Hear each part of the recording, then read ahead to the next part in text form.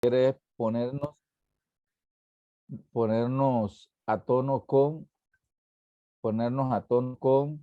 esto, el programa. Pero bueno, vamos a ver, no les han dicho nada sobre la presencialidad la otra semana.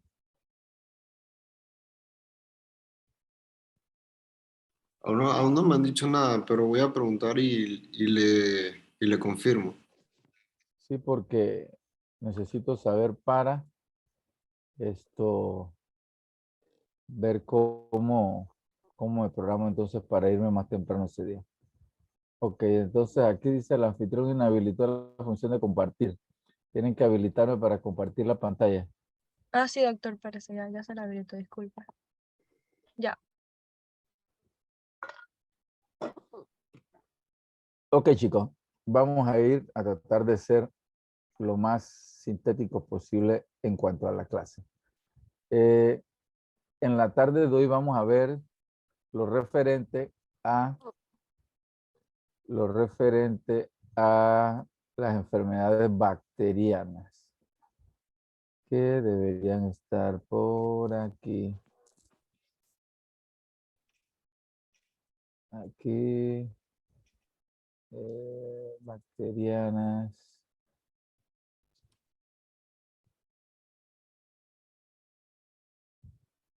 Las enfermedades bacterianas incluyen dos grupos. Todas aquellas derivadas de las enfermedades piodérmicas, o sea, staph y estreptococo, y las relacionadas. ¿Ven la pantalla? No, eso le iba a decir que no se ve. Ok, vamos a ver qué pasa. Eh, Aquí están las enfermedades bacterianas. Entonces yo tengo que cierro aquí, abro aquí de nuevo. Ahora sí. Ahora sí, ¿verdad? Ahora sí la están viendo. Ahora sí. Bien. Como les explicaba, las enfermedades bacterianas se dividen en dos. Las tipo 1, que son las relacionadas más que todo con gérmenes, cocos gram positivos, y la tipo 2, la relacionada más que todo con micobacterias, que ahí incluirían la Mycobacterium leprae y la Mycobacterium tuberculosis. Vamos a ver, enfermedades bacterianas. Ya les digo, estas son prácticamente staph y estreptococo, que es lo que más se ve en piel. Tipo 1, piodermias, infecciones de la piel producidas por estafilococo aureus y estreptococos piógenos, gérmenes productores de pus. La cualidad de estas patologías es que siempre vamos a encontrar pus sobre sus lesiones. Cuando ustedes encuentran pus sobre una lesión, a la lesión se le llama lesión purulenta, lesión melicérica, si es ya seca o desecada, costra melicérica o costracetrina. Bien, entonces, en dependencia del lugar anatómico donde ustedes se encuentren en la piel, así se puede hacer una clasificación de las posibles lesiones que pudieran ser. Por ejemplo, en la epidermis, impétigo, eritrasma, ericipeloides. En la dermis superficial, estigma y erisipela. En la dermis profunda, celulitis. Mire que la erisipela sale en dermis y la celulitis sale en dermis profunda. Anejos, foliculitis, acceso, hidrosadenitis, furúnculos. Y el tejido celular subcutáneo, fasciitis necrotizante y enfermedades por mordedura. En la medida en que ustedes bajan aquí, la lesión acá es más comprometedora y le va a dejar procesos cicatrizales residuales. De hecho, si ustedes ven, la erisipela la tenemos en dermis superficial y es una enfermedad común. La celulitis la tenemos en dermis profunda, también es muy común, pero es considerada una urgencia dermatológica. Bien. La punta de lanza en todas las enfermedades producidas por cocos gram positivos vendría dada por las piodermitis. Itis, recuerden siempre, itis es inflamación. Pio de pus y dermis, inflamación de la dermis, lógicamente. El linfático es provocado por bacterias o gérmenes, estafilococos coagulasa positivo, estreptococo beta hemolítico del grupo A, aunque puede ser fagogrupo B o fagogrupo C también. 60% son staph, 20% son estrepto y 20% son aliados, o sea, ambos. Ahora, esto no me va a implicar, muchachos, que yo tenga un staph y tenga un germen sobreagregado, que regularmente es una pseudomonas, una Escherichia coli o un clostridio. Las otras son más raras, otras bacterias son más raras de encontrar. Bien, todos creo que han oído hablar o a sus mamás o a sus abuelas de una patología muy común que se denomina brasa. La brasa es la común denominada piodermitis o impétigo primario o impétigo superficial o impétigo de Tilbury Fox, que fueron los dos médicos que lograron aislar el estafilococo en la lesión. Es la más común de todas las piodermias, puede ser primaria o secundaria. Les explico. Cuando es primaria, usted tiene un germen de novo. Tienen un estafilococo virgen sobre la lesión. Cuando es secundario, usted tiene algo de fondo, bien sea un paciente atópico, un paciente psoriático, un paciente con un carcinoma, un paciente que tiene una cortadura y el germen coloniza secundariamente la lesión. Ambos gérmenes asociados con la misma. El primario no tiene antecedentes de la lesión, como les acabo de explicar. El secundario sí. O sea que ustedes van a encontrar un impétigo secundario muy comúnmente en la población pediátrica, en los dermatitis atópicas. En la población adolescente, en los acné. Y en la población adulta pueden encontrarlo en el líquen plano, en la psoriasis, en los carcinomas, etcétera, etcétera. Bien. ¿Dónde se localiza? Se demuestra, ustedes lo deben saber ya por su anatomía, que en el tracto respiratorio superior, desde lo que son las narinas hasta la laringe, regularmente, a la faringe, regularmente vamos a encontrar gérmenes tipo staph o tipo estrepto. De allí que una de las pautas del tratamiento para estos gérmenes es la utilización de antibióticos tópicos en las fosas nasales antes de acostarse a dormir. La lesión les va a iniciar a ustedes como una pequeña pápula eritematosa, como esta que ven aquí, con un halo eritematoso perilesional que puede tener una superficie vesicular. Cuando tiene la superficie vesicular se habla de una seropápula. Y fue descrita, esa esteropápula fue descrita por Tomasoli hace muchos años atrás. Luego ya se rompe, bota un contenido líquido, purulento, que se ha demostrado que puede autoinocular las lesiones. Por eso que cuando ustedes encuentran a alguien con un impétigo, ustedes tienen que saber que ese paciente puede haberle autoinoculado la lesión a otras personas si hay otras personas con la lesión.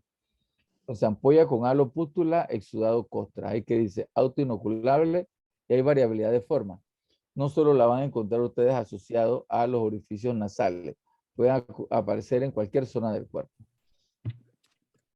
Cuando empezamos la charla, yo les dije, tienen un color cetrino, un color ámbar, un color purulento. Estas costras en esta zona, que vean que son los orificios nasales, son las llamadas costras melicéricas. Y por la disponibilidad de la cara o por la visualización de la cara de la fotografía, ustedes tienen que saber que se trata de una población pediátrica donde son los más comunes los impétigos de tipo superficial. Como le dije en un principio, fue escrito inicialmente por Tilbury y Fox. Vean estos niños, vean siempre la lesión va más reflejada en las zonas faciales. No por eso ustedes no la pueden encontrar en otras zonas de su anatomía, como por ejemplo aquí a nivel de la pierna. Etiología, estreptococo beta hemolítico del grupo A o estafilococo. Topografía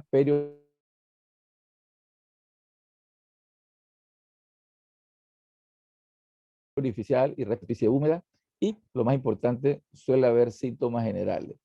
Las mamás le van a decir que el niño, previo a la aparición de la sintomatología, cursaba con fiebre, malestar general y tenía un pequeño resfriado, un leve resfriado. 2 o 3 días después empezó con la rinorradialina y aparecieron las lesiones. Regularmente, si ustedes dan un buen tratamiento oral y tópico, no debe haber ninguna complicación. Pero ¿por qué nos preocupa un impétigo? Porque si no se controla adecuadamente, se van del 2 al 5% a hacer una glomerulonefritis aguda. Y el paciente puede quedar entonces sufriendo de los riñones. Bien, otras lesiones aquí ya un poquito más grandes, ya cuando se le hace este halo perilesional circinado, se habla de un impétigo circinado, que sigue siendo bacteriano, lógicamente. Y acá ya cuando la cosa se nos sale de control, el estafilococo o el estreptococo mutan y se convierten en carnívoros, por decirlo así. Es la llamada bacteria come carne, que siempre va asociada a otras bacterias. Siempre hay una pseudomonas asociada. Y empieza a debridar prácticamente todo lo que es el tejido celular subcutáneo y hace una gran necrosis. Fue una paciente que yo atendí en lo personal en mi hospital y lastimosamente terminó la paciente muriendo. Me preguntarán, doctor, ¿y esa paciente murió por la enfermedad come carne? No, la paciente tenía muchas complicaciones, tenía un cáncer, era diabética, era hipertensa, tenía un grado de desnutrición bastante marcado. Y la verdad, la instauración de los medicamentos que se usaron no fueron resistidas por la paciente. Bien, ¿qué hacer con esos pacientes?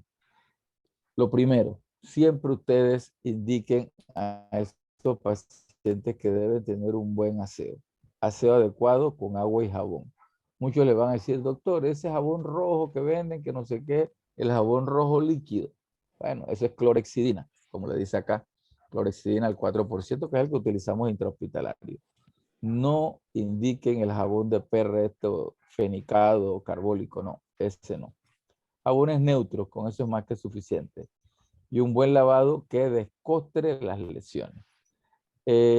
Antiguamente se usaban y se están usando ahora de nuevo papelillos de sulfato de cobre. O sea, eso ya viene patentizado, ya vienen comercializados. Antes se preparaba, el boticario los preparaba y ustedes disuelven eso en agua y le colocan sobre las superficies húmedas del paciente. En dermatología hay una premisa: al agua, agua. Creo que ya yo se las dije. Al agua, agua y a lo seco, seco. ¿Qué quiere decir eso?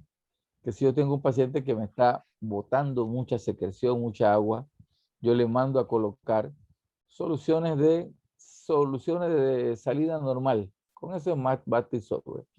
Si pueden conseguirlo de sulfato de cobre, lo ponen embebidos en gasa 2 o 3 veces sobre la lesión y ustedes van a ver que empieza a secar.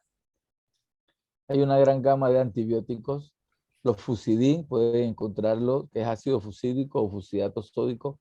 Pueden encontrarlo en varias presentaciones, por ejemplo, en crema, en gel o asociados a corticoides. La bacitracina, que en Panamá no se encuentra mucho el Bactroban, pero sí el Mupiral. Sulfadiacina de plata también podemos utilizarla. Podemos utilizar también neotópico C, que es neomicina con bacitracina. Se usa la nadixa también, que es nadofloxacina. En fin, de medicamentos tópicos hay bastante. Ojo, fusidato, la leo, trae unos fusidatos que traen corticoides. Si ustedes ven que la lesión no es purulenta, tiene mucha inflamación por el rascado que pueda tener y esto tenga mucha reacción inflamatoria, pueden ustedes comprar el Fusidin H o el Fusicor. Pero regularmente los dermatólogos nos vamos más que todo al antibiótico solo, no combinado. Minsa, yo soy caja, Minsa trae medicamentos que compra. Entonces Minsa les va a comprar a ustedes medicamentos que dicen Trex, o dicen Clovegen, o dicen Aderma, o dicen 3-derma. Entonces, ¿qué traen esos medicamentos? Traen 3 componentes: un corticoide, un antimicótico y un antibiótico. Entonces, si ustedes ven cualquiera de estos himpéticos anteriores, ¿ustedes para qué quieren un antimicótico en ese paciente? Y recuerden que los corticoides retardan el proceso de cicatrización de las heridas. Entonces, va a retardarles también el proceso de consolidación de una infección. Si recuerdan el cuadro, hablábamos de epidermis, después hablábamos de dermis superficial y dermis profunda. Bueno, todo lo que termina en itis ya le inflamación. Entonces, foliculitis, inflamación de los folículos. ¿Dónde tenemos folículos? Cuero cabelludo, zona de la barba, la zona púbica, la zona axilar. Pero todo el cuerpo tiene pequeños folículos por donde nosotros producimos sudoración. La foliculitis la definimos como una infección piógena caracterizada por la aparición de pústulas melicéricas foliculares de color amarillento rodeadas de un eritema. O sea que siempre va a haber una lesión papular, papulopustulosa, atravesada por un folículo piloso. Puede ser de 2 tipos: el de impétigo de Buchar, que es la clásica epidermitis que acabamos de ver, o pueden ser profundas, que son las que nos dan problemas. ¿Por qué? Porque en la profunda la tenemos a nivel de dermis profundo, eso en zona de la barba, de la nuca, de calvante, perifoliculitis, en base al lugar de localización. Por ejemplo, este es muy común. Se confunde mucho con el acné vulgar. Realmente hay unos colegas que han llegado a decir que se trata de una foliculitis acneiforme, pero decir que es acneiforme sin tener comedones abiertos, comedones cerrados, es como que incongruente. Entonces, ¿qué vamos a tener? Pápula. Recuerden siempre que la pápula es una lesión elevada circunscrita de la piel de contenido sólido. Si tiene pus, se convierte en una pústula. Y si al paciente le pica y decapita la pápula o la pústula, se convierte entonces en una lesión costrosa. Al ser profundas, si se rascan demasiado, se abren la piel, pueden dejar entonces lesiones residuales cicatrizales, como en el caso de este paciente. Este paciente dice que fue a su consulta de medicina general por una pequeña dermatitis que le produjo un collar, o sea, el medallón de un collar, aquí en la zona central de la clavícula. Y el médico le mandó un corticoide. Atinadamente, debía resolver con un corticoide, pero con un corticoide o de baja o de media potencia. Quizás hasta le aceptaría uno de alta, pero le mandó un corticoide de súper alta potencia. El paciente se lo aplicó, se hace lo que se llama, o hizo lo que se llama un acné esteroideo, que ya se lo expliqué. Mientras más hacía el acné, más se aplicaba, y el paciente llegó a hacer entonces una foliculitis papular en toda la zona de la afectación, que es muy difícil de tratar, que lógicamente que para sacar a este paciente tuvo que utilizar retinoides orales porque las lesiones se petrifican. Si se me llegan a cicatrizar, regularmente ellas van a quedar convertidas en un queloide. Bien, esta es otra patología muy común, el acné queloideo de la nuca. Es una patología que se ve más frecuente en personas de raza negra. Le atribuyen la causa a los barberos. Es una patología que se ve más en el sexo femenino, en el sexo masculino, en una razón de, vamos a suponer, de 9-1. Y le echan la culpa al barbero. Realmente no es el barbero, es la zona. Yo creo que ya les expliqué que la zona occipital es la zona más vascularizada del cuero cabelludo. Es la zona donante para hacer un trasplante. Entonces, ¿qué pasa? La bacteria por traumatismo, que puede ser por barbería, por lo que sea, se introduce a nivel de los folículos pilosos y va creando entonces un grado de fibrosis que produce una alopecia de tipo cicatrizal no recurrente, o sea, es una alopecia ya residual. Algunos colegas agarran y cortan esto aquí, cortan esto acá. Pero si ya nos está diciendo la patología que el paciente está ante la presencia de un acné queloideo, lo que hacemos es que le agrandamos el queloide. Y se lo digo por experiencia propia.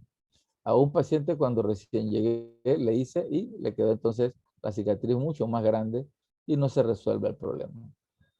Corticoides intralesionales, antibióticos orales, podemos utilizar láser terapia y antibióticos tópicos. Es una patología bastante difícil de tratar y de un pronóstico no malo, pero sí reservado porque tiende a la cronicidad. Ahora, siempre se va a mantener en esa zona. A diferencia de la foliculitis abscede et susodem. Foliculitis capitis abscede et susodem. O sea, inflamación del folículo, foliculitis. Capitis, cuero cabelludo. Absceden porque le salen abscesos. Et susodem por la tortuosidad de la superficie. Vean que este es un antes y un después. El paciente hace fístulas a nivel de los folículos pilosos que drenan material purulento, todos contenidos en Staphylococcus aureus. Recuerden que esta zona, la parietal y la frontal, regularmente son poco vascularizados, tienen más que todo este tejido celular subcutáneo y una vez que la bacteria entra, muy difícil de sacar. Produce prácticamente una destrucción del folículo piloso con atrofia y cicatrización. Entonces al paciente no le va a salir jamás cabello en esa zona. Tratamientos que se pueden utilizar, regularmente el láser no se usa mucho, se drenan los abscesos cuando están activos. De decirles, muchachos, vamos a hacerle una cirugía, no. Nadie le hace cirugía a estos casos. Lo que sí se les manda es antibióticos por ciclos y le ordenamos pelarse al rape, así como yo, porque preferimos que esté al rape a tener estos pelos así como en pelo de muñeca, que son muy clásicos en estos pacientes. Furunculosis o forunculosis, como ustedes lo quieran llamar. Ya estamos hablando de dermis profunda llegando a tejido celular subcutáneo. ¿Qué les quiero decir con eso? Que ya estamos llegando a lesiones que cuando nos salen nos va a dejar una cicatrización residual. Infección profunda del folículo piloso con necrosis e intensa reacción perifolicular, que hay destrucción del folículo con alopecia cicatrizal. 90% por Staphylococcus aureus. Factores predisponentes cuando encontramos un paciente con furúnculo: humedad, roce, higiene, pero más que todo esto, diabetes, obesidad o enfermedad de la tiroides. O, ¿por qué no?, procesos cancerígenos ocultos o no. Si el paciente tiene una leucemia, un carcinoma de estómago, de esófago, va a desarrollarle este tipo de lesiones. Si no lo tienen, traten de buscarlo porque lo pueden encontrar. ¿Qué vamos a encontrar? Una lesión mucho más grande que una pápula, lógicamente, con un centro pustuloso y un halo eritematoso perilesional. Ya les hablé del triángulo de la muerte y con estos pacientes sí hay que tener cuidado. ¿Por qué? Porque a pesar de que decimos que es staph y estrepto, que con una oxacilina o con una ciprofloxacina endovenosa se pueden curar, también puede haber una bacteria sobreagregada tipo pseudomonas, tipo Escherichia coli, tipo Clostridium. ¿Y qué pasa si esa bacteria me llega a entrar por los orificios estos que les digo de los senos paranasales? Va a la meninge y nos hace una meningitis bacteriana. Otra de las importancias de actuar rápido en estos pacientes es que por ser tejido celular subcutáneo y dermis profunda va a dejar cicatrizaciones. Una cicatriz aquí no hay tanto problema, es en el brazo, pero acá sí, porque es en la región facial del individuo. Regularmente no hospitalizamos a un paciente con furunculosis a menos que sea un paciente muy severo, pero tenga una inmunosupresión marcada, un paciente con HIU, etcétera, etcétera. Pero sí tratamos de ser agresivos en cuanto a los tratamientos tópicos. Cuando ustedes tienen varios folúnculos de estos, por lo menos aquí, 1, 2, 3, se une un cuarto, un quinto, un sexto, forma una necrosis del área perilesional y se llega a lo que es entonces un antrax. El antrax también se conoce como carbunco y no es más que una agrupación de múltiples furúnculos que forman una necrosis central y destruyen todo el tejido. Afortunadamente no da mucho a nivel facial ni en el cuero cabelludo, busca más las zonas musculares del cuerpo. Entonces lo van a ver en espalda alta, en el abdomen, en los glúteos, en los muslos. Muy asociado a pacientes diabéticos. Cuando ustedes vean un paciente con un antrax, búsquenle el perfil glicémico porque pudiera ser algo por ahí. Son pacientes que hay que manejarlos en conjunto con cirugía general. Recuerden, ningún dermatólogo entra a un caso sucio. Regularmente los casos sucios, las necrosis, las limpiezas, los debridamientos, los hacen los cirujanos generales. ¿Nosotros qué hacemos aquí? Antibióticos por la vena, oxacilina, ciprofloxacina, de ser alérgico, la clindamicina o ceftriaxone y tratamientos tópicos. Ahí con cualquiera de lo que ustedes puedan empezar. En el hospital lo único que hay es fusilin. Pero si el paciente tiene recursos para comprar mupirocina, Bactroban, nadofloxacina, lo haría y esto ayudaría bastante. Los cirujanos, cuando no son pacientes de ellos van a hacer su trabajo, ellos van, rompen. Ellos no hacen colgajo, no hacen nada de eso. Se quedan grandes cicatrices en la zona de la afectación. ¿Por qué? Por la afectación del tejido celular subcutáneo. Que si comprometen la vida, pueden comprometer la vida del paciente. Y regularmente, a diferencia de los furúnculos, los casos de antrax, sí nosotros lo manejamos intrahospitalariamente. Bien. La hidrosalinitis supurativa ya la vimos. Recuerden que cuando vimos afectación de las glándulas sebáceas, la vimos como tal, diciéndoles que era una afectación de la glándula sudorípara apocrina, en donde se veían involucrados regularmente el estafilococo aureus, aunque puede haber también estreptococo. En la hidrosalinitis, mucha producción de sudor. El paciente vive con axilas muy húmedas y aparecen entonces las lesiones pustulosas, cicatrizales o drenantes de material seropurulento que producen mucha cicatrización. Importante, pueden ir a un carcinoma de tipo epidermoide. Se les conoce también como apocrinitis, acné inverso o los golondrinos. Y se hablan de que salen 7. En general eso no está del todo establecido. Esta paciente, una chica, yo le hice esta cirugía. La cirugía yo le dije la vez pasada, porque ya está, este tema lo vimos, que era una zeta-plastía. O sea, ustedes cortan aquí y cortan acá. Les queda como una zeta, pero al revés. O pueden ser al revés, pueden cortar aquí, cortar acá y cortar acá. Yo no hice una cetoplastía aquí. ¿Qué yo hice? Yo hice fue un colgajo. Se le quita todo esto que yo marqué aquí. Todo ustedes lo eliminan. Lo eliminan. Después que lo eliminan, ustedes hacen un corte aquí. Este es un tejido muy laxo, una piel muy laxa.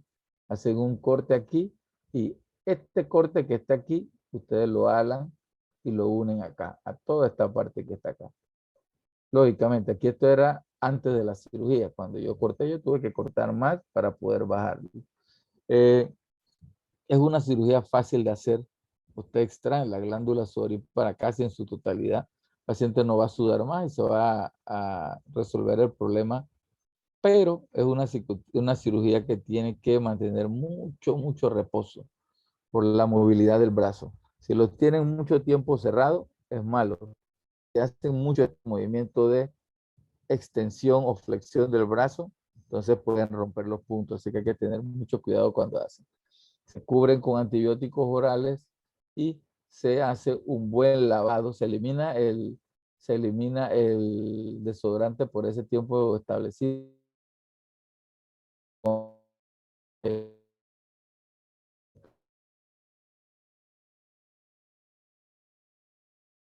Este muchacho, la erisipela,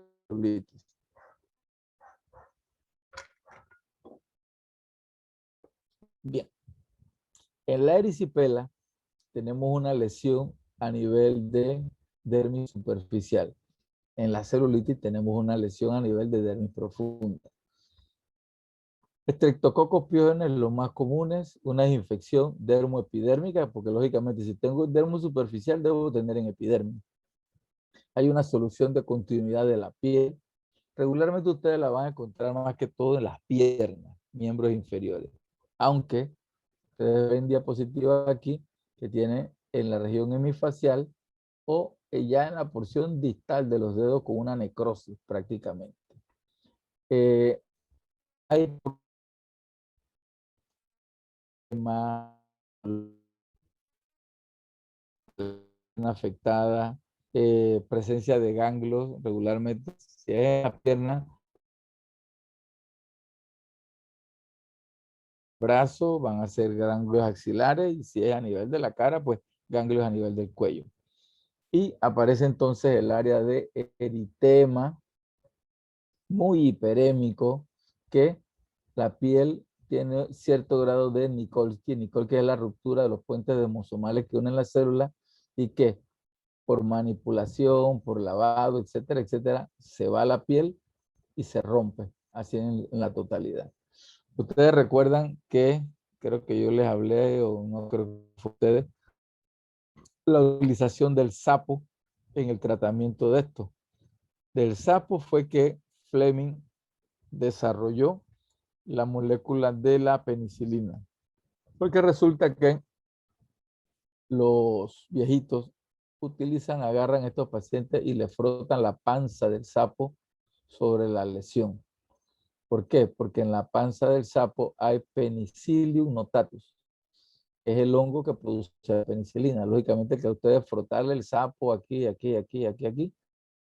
ustedes de una manera u otra, ustedes estarían utilizando como una crema con penicilina que los ayudaba mucho. Lo que sí no ayudaba mucho era que después el pobre sapo lo agarraban y lo guindaban en un palito hasta que se secara, y decían que cuando el sapo se secaba, se le secaba esto acá, cosa que era una leyenda urbana, ¿no? Pero lo del sapo sí tiene una significancia como tal. Puede haber erisipelas que se nos complican, como por ejemplo esta, una erisipela flictenular o ampollosa, donde ustedes van a ver compromiso del tercio inferior de la pierna, parte del pie, van a ver costras melicéricas y van a ver una ampolla prácticamente intacta. Entonces, ¿por qué yo no debridé la ampolla en esa señora? Porque esa ampolla me está haciendo una especie de techo para que no me vaya a penetrar otro germen a través de la misma. Si yo le hago una incisión con debridamiento de esa ampolla, yo se la puedo hacer y el paciente se va a sentir más aliviado porque ahí la ampolla está a tensión. Pero yo voy a dejar una zona de piel más expuesta de lo que ya tengo, y si ese paciente yo la tengo intrahospitalario, recuerde que existen las enfermedades nosocomiales. Y pudiera ser entonces que por mal manejo, contaminación, va al baño, etcétera, etcétera, agarra otro bicho, por decirlo así, como dicen ellos, y me complica un poco la cosa. Ya cuando hablamos de celulitis, hablamos de una patología muy parecida a la erisipela, pero con ciertas características. Hay síndromes generales también, fiebre, malestar general, presencia de adenopatía, edema. Pero aquí, ¿qué? Aquí vamos a tener una lesión a nivel de dermis profunda, con pérdida de zonas de piel sana con piel afecta. O sea, no voy a tener un borde bien definido como lo tengo en la erisipela. Acá se pierde sana con afecta. Regularmente hay un trasudado que no es tan cetrino, es más translúcido. Y regularmente no se ve afectada una sola zona del cuerpo. Regularmente se ven ambas. El germen Streptococcus pyogenes afecta hasta tejido celular subcutáneo y vean lo importante, puede llevar a tromboflebitis y sepsis. Y esta sepsis, esta palabra, es lo que nos hace la diferencia. ¿Por qué? Porque estas celulitis son consideradas urgencia dermatológica. En la celulitis es importante que sepan algo.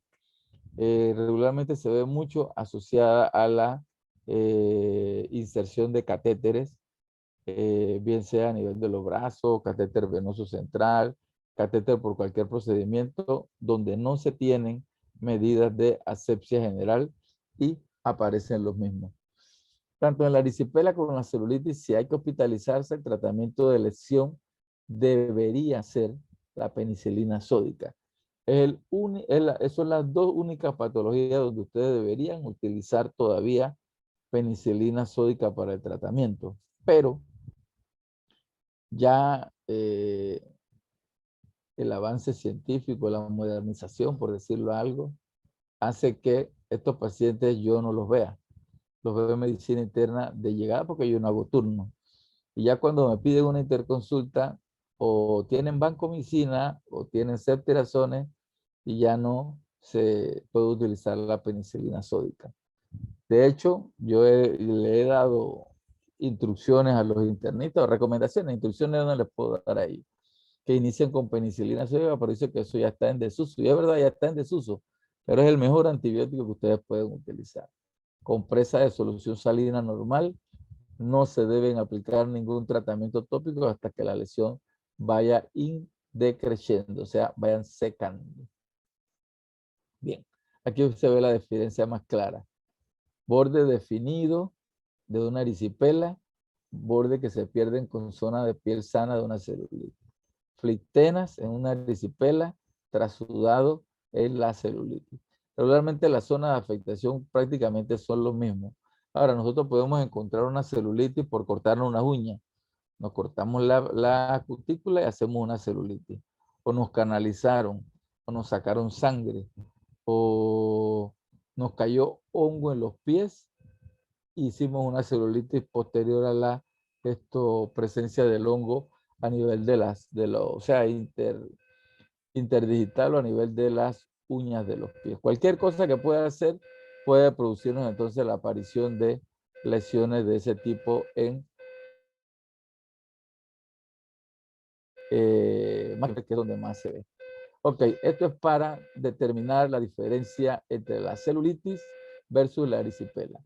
Vean, Staphylococcus aureus, Streptococcus beta hemolítico. Gérmenes más comunes no quiere decir que son los gérmenes por excelencia de ellos. Hay eritema, edema, mal delimitado, caliente y doloroso. Eritema intenso, bien delimitado, doloroso, no doloroso o poco doloroso. No siempre hay una puerta de entrada, acá siempre vamos a encontrar una puerta de entrada.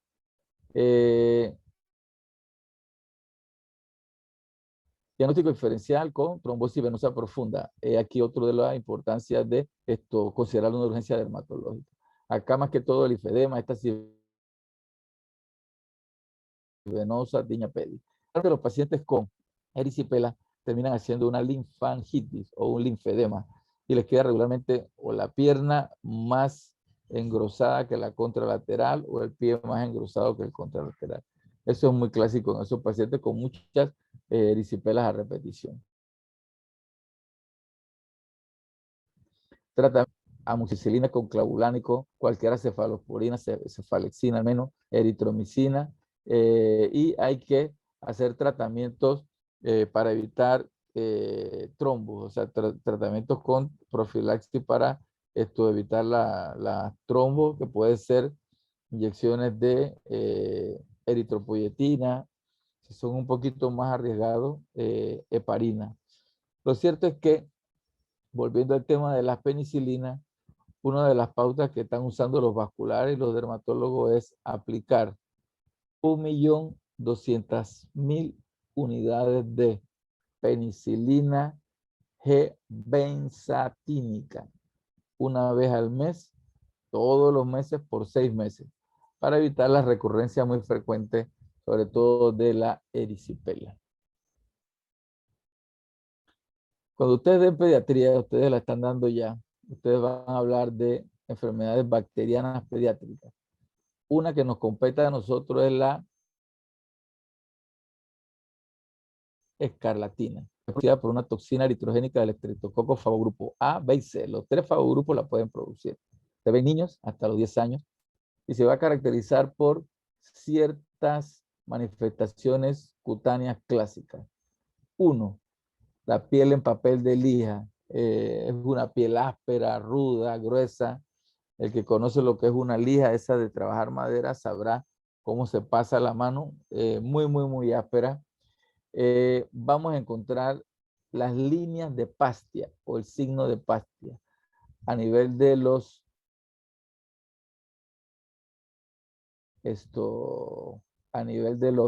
grandes pliegues, sobre todo el axilar y el inguinal. Vamos a encontrar unas manchas hiperpigmentadas eritematosas que son conocidas como las líneas o manchas de Pastia.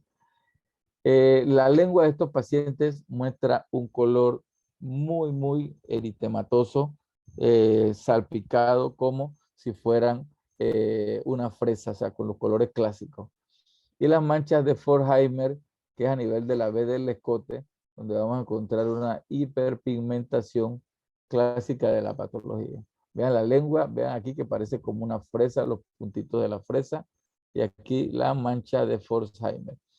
Es una enfermedad que les dije que era clásica del estreptococo, pero que una vez ustedes instauran un buen tratamiento sobre la misma, regularmente deben resolver sin ningún problema. O sea, hay que tener cuidado con el niño porque es un niño que está en una edad pediátrica, pero la resolución del cuadro es autolimitado. No así el síndrome de la piel escaldada estafilocócica, que es considerado una urgencia dermatológica también. Fue descrita por Ritter por allá, por los años 40, 50, por allá. Se ve regularmente desde que se nace y puede desarrollarse hasta los 5 años de edad. Y es producida, importante que se las pueden preguntar, por las toxinas epidermolíticas del estafilococo fagogrupo 2. Entonces, ¿qué vamos a encontrar? Un niño que recién nace o que nace bien, se va para la casa y regresa con un mal estado general, decaimiento, deshidratación, con los labios muy rojos, con denudación de los labios, y a nivel de los grandes pliegues van a también presentar lesiones. Entonces, un niño que por patología, ya les dije, síndrome de la piel escaldada estafilocócica o enfermedad de Ritter. Por etiología, estafilococcus aureus. Por clínica, eritema doloroso, espontáneamente y con la palpación difuso, seguido de un desprendimiento generalizador de la epidermis y con erosiones. A ese desprendimiento generalizado de la epidermis se le conoce como signo de Nikolsky, que lo vamos a ver bien detallado cuando nos toque la clase de enfermedades ampollares. Laboratorio, cultivo bacteriano o excisión intraepidérmica, y regularmente, muchachos, son pacientes que nos quedan no, los metemos a un cuidado intensivo pediátrico. Si el niño no tiene el mes neonatológico. Manejo de líquidos, ¿por qué? Porque al perder piel, pierden proteínas. Al perder piel, al perder proteínas, se produce un desequilibrio hidroelectrolítico. Regularmente el manejo de líquidos aquí es fundamental. Si ustedes me preguntan que si yo sé manejar líquido, cuánto meterle, cuánto debe salir, bomba, medida de la diuresis, etcétera, no lo sé. Entonces, lo hacemos a nivel de un cuidado intensivo, que ellos son los especialistas en eso. Nosotros solo nos encargamos de los antibióticos y de mejorar el estado de la piel. Son pacientes que les llaman los grandes quemados, por decirlo así. Hay que tener mucho cuidado con la manipulación de los mismos, porque mientras más se manipulan, más se les va facelando la piel. Aquí es un recordatorio exantema macular asociado a conjuntivitis purulenta o infección de la nasofaringe, hiperalgesia cutánea, o sea, les duele mucho con tocarle la piel, acentuación periorificial y de las áreas de flexión, Nikolsky positivo, ya se los dije, ampollas flácidas grandes alrededor de orificios axilares de ingle, lesiones generalizadas con base húmeda. Los niños, ustedes los ven como si fueran unos grandes quemados, por decirlo así. Pero una vez que ustedes le instauran un buen antibiótico y le controlan más que todo el desequilibrio hidroelectrolítico, ellos en menos de una semana están en su casa sin ninguna complicación y, más importante, sin ninguna secuela. Bien, el eritrasma entra dentro de las patologías bacterianas. Es producida por un Corynebacterium minutísima. Miren que aquí ya no hablamos ni de strep ni de extracto. Pero si yo no les hablo nada de esto y les digo, ¿qué ustedes ven aquí? Ustedes van a decir, yo veo una mancha pigmentada de bordes definidos en una zona axilar. Diagnóstico diferencial de esto debía ser una tiña axilar o una dermatofitosis o dermatomicosis axilar. Pero no, esto muy similar a los hongos, pero es producido por una bacteria. Pliegues axilares inguinales submamarios, espacios interdigitales de los pies, y es una mácula color café. Entonces, hay que tomar en cuenta eso. ¿Por qué? Porque si a usted le llega un paciente con esta lesión, que para mí eso es un hongo, y yo le pongo una terbinafina oral y un tratamiento tópico con miselvan, por decirle algo, o con miconazol, y lo cito en 15 días, 21 días, no ha mejorado, al contrario, dice, doctor, me está regando, le pica, bueno, me pica a veces, regularmente el paciente siempre le va a decir que le pica. Ustedes se ven en la necesidad de hacer un frotis, un raspado de la lesión, y que el laboratorista les diga a ustedes que vieron o no vieron esporas de hongo, porque si no ven esporas de hongo, háganle un cultivo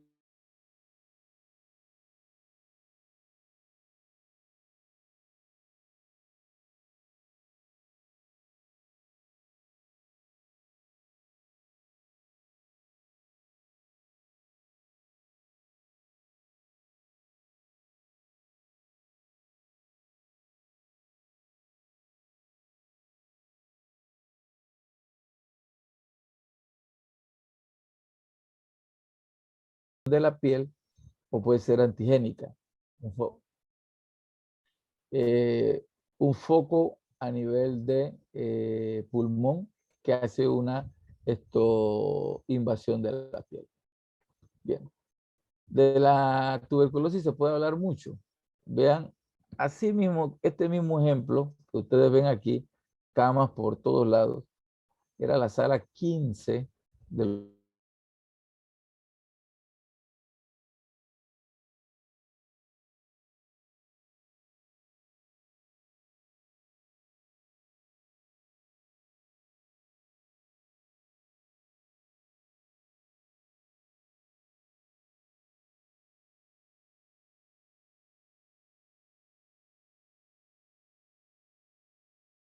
siendo en 1650 la principal causa de muerte. Bien, como les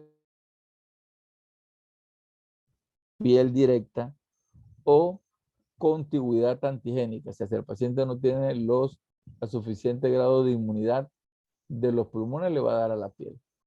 En la prima infección, ¿qué vamos a encontrar? Una enfermedad muy rara, con un complejo primario denominado complejo de Rank, que se caracteriza por presentar un nódulo cutáneo, una linfangitis, adenopatías en la extremidad o en el área afectada, y ese nódulo cutáneo es abierto que drena material purulento muy rico en Mycobacterium tuberculoso. Las formas cutáneas regularmente se intentaron clasificar en base a el libro de Barbagallo, el grupo de Barbagallo. Entonces ellos hablan de la infección exógena, que es la primaria, que es la cutánea, y la endógena, que es la que viene de un primario pulmonar. La exógena, chancro tuberculoso, inoculación directa, tuberculosis verrucosa cutis, inoculación directa, o el lupus vulgar, en algunos casos, inoculación directa. O puede aparecer un lupus vulgar por la aplicación de la vacuna de BCG si no tiene antígenos contra la afectación. Y en las formas endógenas, las que vienen por sangre, el lupus vulgar, que es este mismo que está acá, hematógena linfática o por contigüidad, la esclerofuloderma, la tuberculosis miliar, la orificial, el acceso tuberculosis y el tuberculide papulonecrótico. Esto que ustedes ven aquí, multibacilar y paucibacilar, no es más que el número de bacilos por campo que deben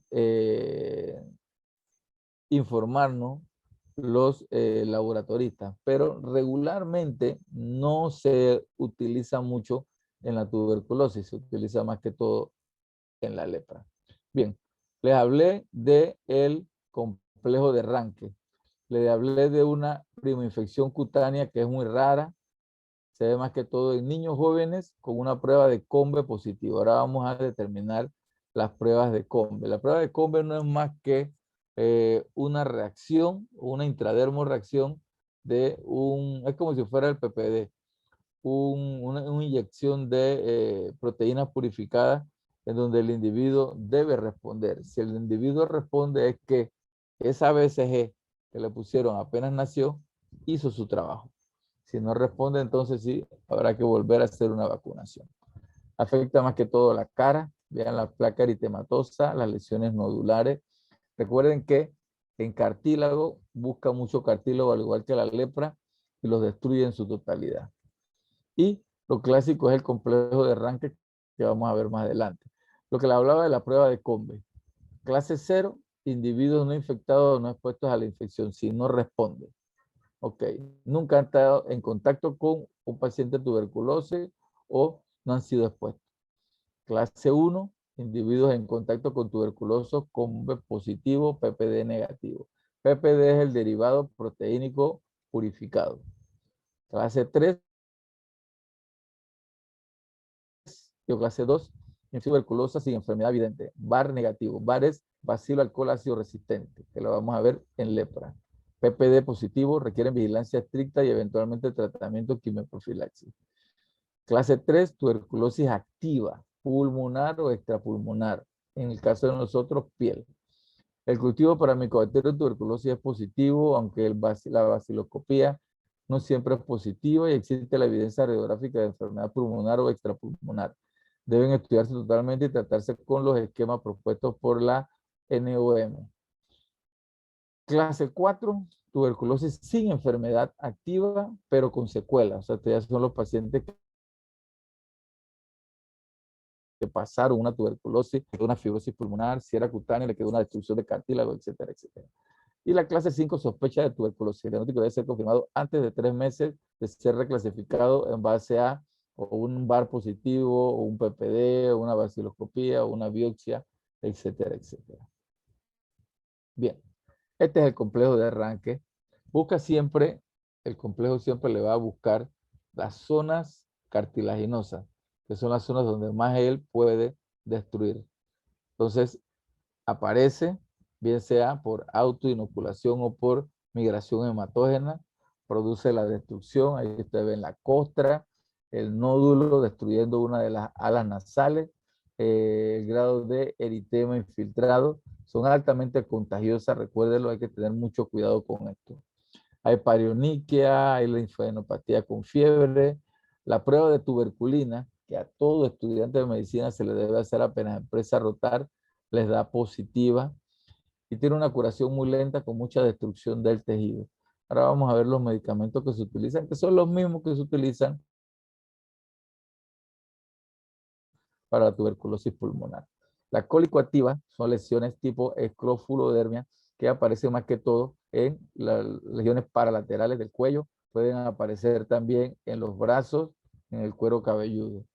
Regularmente niños y jóvenes buscan trayectos ganglionares, como les dije, y son los conocidos gomas, que nosotros hacemos extirpación completa de la lesión para llevarlo a patología, pero dejan una cicatriz hipertrófica como esta que ustedes ven acá. La tienden a hacer cicatrices de tipo hipertrófico o por qué no llegan hasta ser queloides. Aquí ven otro, cuando se unen hacen trayectos fistulosos. Todos estos pacientes regularmente, nunca he visto una tuberculosis primaria o de prima infección. Todas estas tienen foco pulmonar primario. La verrucosa, que es una placa verruciforme de bordes bien definidos, de una superficie algo pigmentada, rugosa, que regularmente va a aparecer en cualquier zona del cuerpo, pies, manos, nalgas. Regularmente es una, por eso es que son asimétricas, y con atrofia, como ustedes le hacen el tratamiento de atrofia. Me preguntarán, doctor, ¿y qué tratamiento se hace? El tratamiento es meramente oral. Por eso es que le queda cicatriz atrófica, porque no se usa nada tópico para las mismas. La luposa, que puede ser bien primaria o bien secundaria. La mayoría de las veces es secundaria. ¿Por qué se le llama luposa? Porque el paciente tiene la imagen en alas de mariposa clásica de lupus, y de hecho inicialmente se confundía por el lupus porque es una zona clásica de afectación del mismo. Niños y jóvenes, cara en 85% de casos, pabellón auricular, mucosa. Esto que ustedes ven grandote aquí es lo que se llama lupoma, que es más que todo el factor infiltrativo de la lesión. Luego se ulcera, destruye y viene el proceso de cicatrización residual. Este es el derivado proteínico purificado. Esta es la prueba de PPD. La prueba de PPD es una intradermorreacción que en mis tiempos, cuando empezábamos a rotarnos, las hacíamos. ¿Por qué? Porque puede ser que cuando ustedes nacieron, que les ponen la BCG por obligación porque forman parte del país, por alguna razón, ese vial de la BCG por alguna razón. Y cuando le hacen esta PPD, no les pasa esto. No producen la reacción que tienen que producir. Y si no les produce la reacción, créanmelo, mejor es ponerse la vacuna de la BCG. Se inyecta PPD derivado de proteína purificada tomando bacterias muertas de tuberculosis en el área. Lógicamente, si son bacterias muertas y ustedes tienen el BCG, el cuerpo le ha desarrollado unidad y le va a producir esa reacción en la zona. Si no le dan ni siquiera cosquilla la inyección, quiere decir que la BCG no estuvo del todo acertada. Tuberculosis nodular profunda es el llamado eritema indurado de Bacin. Son lesiones nodulares que aparecen regularmente en piernas, más que todo en las caras posteriores, aunque aquí se ven en las anteriores, muy frecuente en el sexo femenino. Son nódulos dolorosos, profundos, que uno tiene que hacer el diagnóstico diferencial con el eritema nodoso. Sí, el eritema tiene más